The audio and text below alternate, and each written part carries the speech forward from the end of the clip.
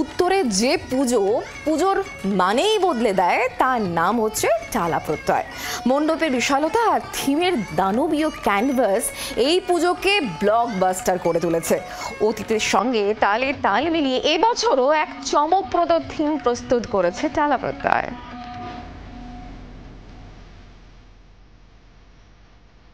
সুশান্ত পাল ও টালা প্রত্যয় জুটি অনেকটা রোহিত শর্মা বিরাট কোহলি জুটির মতো, অত্যন্ত নির্ভরযোগ্য, পরস্পরের মধ্যে মারাত্মক বোঝাপড়া। ফল হু হু করে বাড়তে থাকা স্কোরবোর্ড। ৯৯ বছরের পুরনো টালা প্রত্যয়ের এই পুজো, যা ২০১৯ থেকে এক অন্য মাত্রায় পৌঁছেছে সুশান্ত পালের হাত ধরে।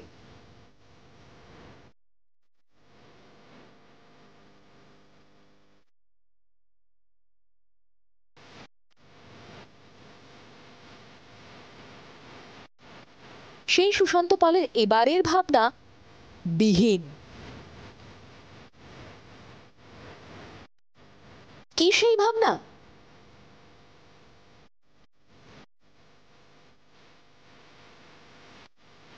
এবারে যেটা করছি যে বিহীন দুর্গার অন্বেষণ আমাকে না একটা অনন্ত দিগন্তের দিকে কন্টিনিউয়াস ধাবিত করছে। মানে কন্টিনিউয়াস যেন আমি প্রতিদিন নিজেকে নতুন নতুনভাবে তার কাছে পৌঁছতে চাইছি। এবং দুর্গা আমার কাছে কেবলই মাত্র এক নিরাকার অস্তিত্ব। হ্যাঁ, তো তারই এক বিহীন যাত্রাপথ আমি এবছর টালা প্রত্যয় করছি। ২০২২-এর রীতি এমন এক থিম যা একই সঙ্গে টালা প্রত্যয় ও সুশান্ত পালকে ভরিয়ে দিয়েছে রাশি রাশি পুরস্কারে।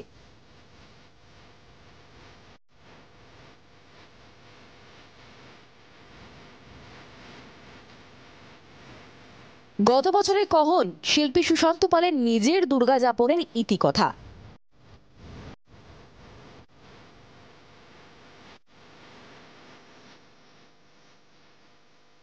মণ্ডপ যে এমনও হয় তা চাক্ষুষ দেখার আগে বিশ্বাস করতে পারেননি লাখো লাখো দর্শক।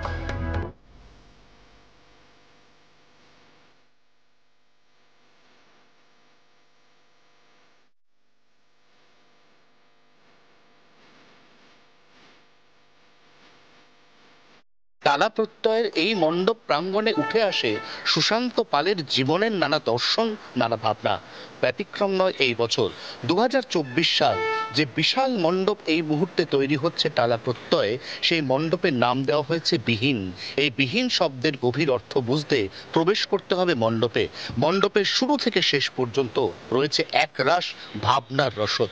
জি ২৪ ঘন্টার জন্য ক্যামেরায় দীপের সঙ্গে অয়ন, কলকাতা। বাংলার আওয়াজ, বাঙালির আবেগ, জি ২৪ ঘন্টা।